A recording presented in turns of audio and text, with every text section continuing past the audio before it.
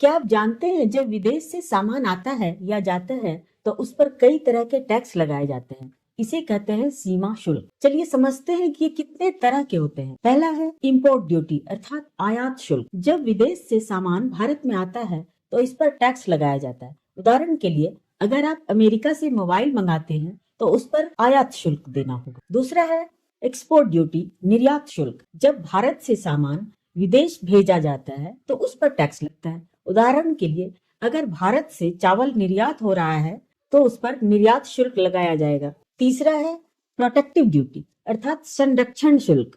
यह टैक्स इसलिए लगाया जाता है ताकि सस्ते विदेशी सामान से भारतीय उद्योगों को बचाया जा सके।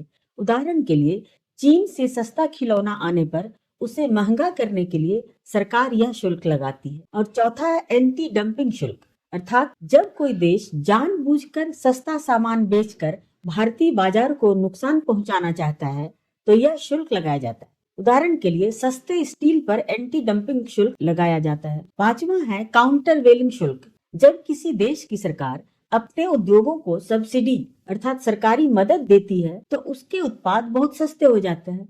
ये सस्ते उत्पाद जब भारत में आयात होते हैं तो भारतीय उद्योगों को बहुत नुकसान हो सकता है। इसे रोकने के लिए काउंटर वेलिंग शुल्क लगाया जाता है।